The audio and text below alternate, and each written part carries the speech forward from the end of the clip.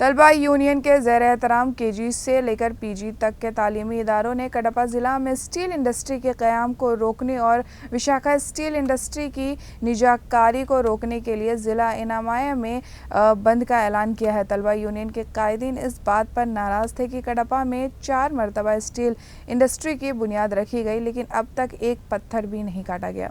तलबा यूनियन के कायदीन ने इंतबाह दिया है कि अगर कडपा ज़िला में स्टील इंडस्ट्री को फौरी तौर पर कायम नहीं किया गया तो वो तमाम तलबा यूनियन के कायदीन के साथ लेफ्ट विंग के कायदीन से मिलकर तहरीक को तेज़ करेंगे। तालीमी इदारों के बंद के बारे में मज़ीद मालूमात इनामा ज़िला के नुमाइंदे सैयद रहमतुल्लाह मज़ीद तफसीलात फराहम करेंगे।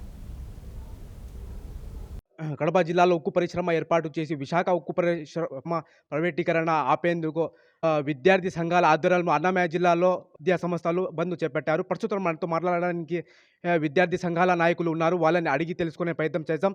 చెప్పండి, ఈ బంద్ ఎందుకు చేపట్టారు? నా పేరు నరసింహ, ఎస్ఎఫ్ఐ అన్నమయ్య జిల్లా ప్రధాన కార్యదర్శి. ఈరోజు రాష్ట్ర వ్యాప్తంగా కేజీ టు పీజీ విద్యా సంస్థలు బంద్ నిర్వహిస్తున్నాం. ఈరోజు ప్రధానంగా ఏదైతే కడప స్టీల్ ప్లాంట్ ఏర్పాటు చేస్తామని దివంగత వైఎస్ రాజశేఖర రెడ్డి గారు ఉన్నప్పటి నుంచి పునాది వేశారు. ఇప్పటికీ నేటికి కూడా 4 సార్లు శంకుస్థాపన చేశారు. ఎక్కడ కూడా కనీసం ఒక రాయి కూడా పేర్చేటువంటి పరిస్థితి ఉంది. అదేవిధంగా విశాఖ స్టీల్ ప్లాంట్ ప్రైవేట్ వారికి జిందాల్ అనేటువంటి సంస్థకి ఇవ్వాలని చెప్పి ఈరోజు కేంద్ర ప్రభుత్వం వివరిస్తుంది.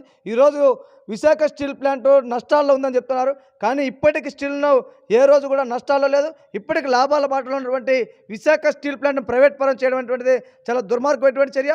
అంతేకాకుండా ఈరోజు ఛత్తీస్గఢ్లో ఉన్నటువంటి పక్కన ఉన్నటువంటి ఛత్తీస్గఢ్ రాష్ట్రానికి విశాఖ స్టీల్ ప్లాంట్కు గన్నులు కేటాయించారు. అన్ని విధాలుగా ఉన్నాయి. కానీ విశాఖ స్టీల్ ప్లాంట్కి ఎందుకు గన్నులు కేటాయించలేదు అనేటువంటిది మేము అడదలుచుకున్నాం. కాబట్టి ఖచ్చితంగా ఏదైతే విశాఖ స్టీల్ ప్లాంట్ ప్రైవేట్ పరం చేయడానికి వీలు లేదు. ఖచ్చితంగా విశాఖ స్టీల్ ప్లాంట్ ప్రభుత్వ ఆధీనంలో నిర్వహించాలా.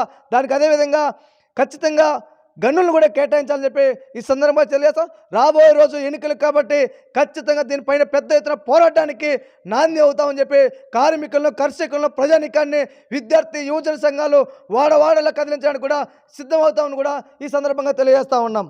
గతంలో 2007 సంవత్సరంలో దివంగత ముఖ్యమంత్రి వైఎస్ రాజశేఖర రెడ్డి గారు బ్రాహ్మణి స్టీల్ ప్లాంట్ ఏర్పాటు చేసి ఈ వెనుకబడిన రాయలసీమ ప్రాంతంలో కరువులు కానీ, వలసలు కానీ, ఆత్మహత్యలు కానీ, బాధలు కానీ లేకుండా చేయాలా. అదేవిధంగా ఇక్కడ ఉన్నటువంటి రాయలసీమ ప్రాంతంలో ఉన్నటువంటి యువకులు కానీ, విద్యార్థులు కానీ, ప్రజలు కానీ అరబ్ దేశాలకు వెళ్ళి పుట్టకొట్టు కోసం జీవనాధారం కొనసాగించాల్సిన పరిస్థితి. ఇవన్నీ ఆత్మహత్యలు పోవాలన్నా, వలసలు పోవాలన్నా కూడా ఈ రాయలసీమ ప్రాంతంలో ఒక ఉక్కు ఫ్యాక్టరీ ఏర్పాటు చేస్తే ప్రత్యక్షంగా కానీ, పరోక్షంగా కానీ 1 లక్ష మందికి ఉపాధి అవకాశాలు లభిస్తాయి. తద్వారా ఇక్కడ ఉన్నటువంటి ముద్రపడినటువంటి ఫ్యాక్చరిజం కానీ, లేదా దొంగతనాలు కానీ, లేదా ఆత్మహత్యలు ఉండమని చెప్పి రాజశేఖర రెడ్డి గారు శంకుస్థాపన చేశారు. మధ్యంతరం ఆగిపోయిన తర్వాత చంద్రబాబు నాయుడు గారు ఒకసారి శంకుస్థాపన చేశారు. తర్వాత జగన్మోహన్ రెడ్డి గారు 2 సార్లు శంకుస్థాపన చేశారు తప్ప శంకుస్థాపన శిలా ఫలకాలకే పరిమితం అవుతా ఉన్నారు. ఎందుకంటే ఎక్కువ ముఖ్యమంత్రులు ఈ రాయలసీమ ప్రాంతం నుంచే ఈ రాష్ట్రానికి ముఖ్యమంత్రులుగా ప్రాతినిధ్యం వహిస్తున్నారు. కడప జిల్లాలో ఉక్కు ఫ్యాక్టరీ ఏర్పాటు చేయకపోతే కనుక గ్రామ స్థాయి నుంచి ఢిల్లీ స్థాయి వరకు ఈ కడప జిల్లాలో ఉక్కు ఫ్యాక్టరీ ఏర్పాటు చేయాలని చెప్పి వామపక్ష విద్యార్థి సంఘాలు, యువజన సంఘాల ఆధ్వర్యంలో, అదేవిధంగా వామపక్ష పార్టీల ఆధ్వర్యంలో ఉద్యమాన్ని ఉధృతం చేస్తామని హెచ్చరిస్తూ ఉన్నాం.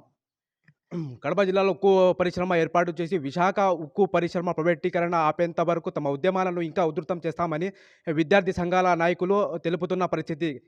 కెమెరామ్యాన్ కరీంతో సయ్యద్ రహమతుల్లా, 1 టీవీ న్యూస్, అన్నమయ్య జిల్లా.